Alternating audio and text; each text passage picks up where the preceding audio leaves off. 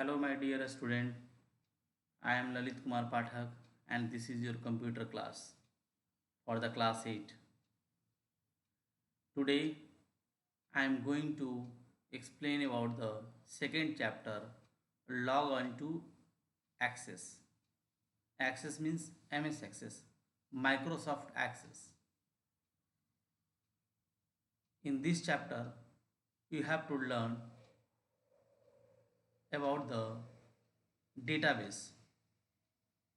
MS Access is a database. So, the topics are introduction to database, advantage and disadvantages of database, types of database, elements of database, introduction to MS Access, a step to create database and table, data type and their types. These are the topics that will be discussed in this chapter. Okay, let us start topics one by one. Database. Database means database. Means first of all you have to know what is data. Data is a collection of distinct a small unit of information. It can be used in variety of form like text, number, media, byte, etc. It can be stored in piece of paper or electronic memory, etc. Means you can say data is the smallest unit that can be used and it is very useful. The word data is originally originated from the word datum, that means single piece of information.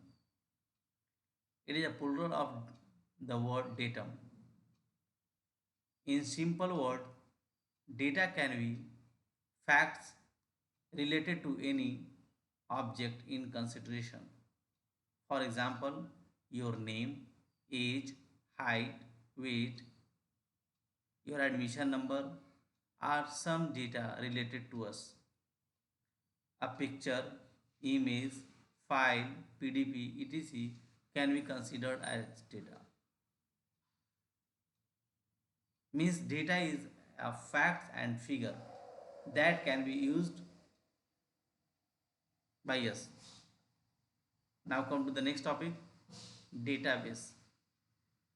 Database is an organized collection of data so that it can be accessed and managed large amount of data easily, quickly and efficiently. You can organize data into the form of table, rows, columns and index. It may be easier to find relevant information. The main purpose of database is to operate large amount of information by storing, retrieving and managing data. There are many databases available like MS, MySQL, SQL, Oracle, etc. Modern databases are managed by database management system. Database is a systematic collection of data. Database support a storage and manipulation of data. Database make data management easy. Let us discuss some examples of database such as an telephone directory would be used as database to store the data such as their name and contact number and other details. Your electricity service provider is obviously using a database to manage billing, client related issues, to handle fault data. Facebook is also example of database. that stores data of users. There are countless number of examples of database. Your admission register in a school is also a database that stores information about the students. Your class teacher having attendance register is also an example of database where it stores your roll number, admission number, name, and the day you present. Database. Now come to the next topic, DBMS, database management system, is a software which is used to store, retrieve the data. For example, Oracle, MySQL. These are the popular database tools. DBMS provide the interface to perform the various operations like creation, deletion, and modification of data. DBMS allows the user to create their database as per their requirement. DBMS support the accept the request from the application and provide a specific data to the user through operating system. DBMS contains the group of program which act according to the user's instructions. It provides security to the database. That means you can say DBMS is a type of software that manage the DBMS database. Understand? Now let us understand the advantage and disadvantages of DBMS. DBMS control redundancy. Redundancy means duplicacy. It stores all the data in single database file. So it can control data redundancy. Data sharing, an authorized user can share the data among multiple users.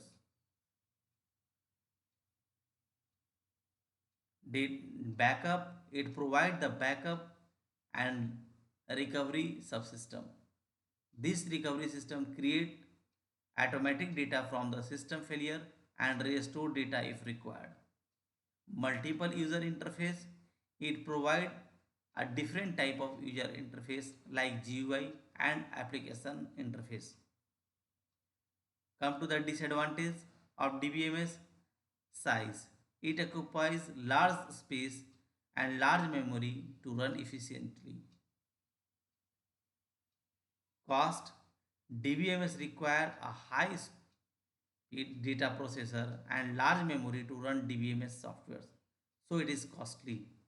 Complexity, DBMS create additional complexity and requirement because the purpose of DBMS is used to retrieve data, retrieve, manipulate, create, and update data quickly.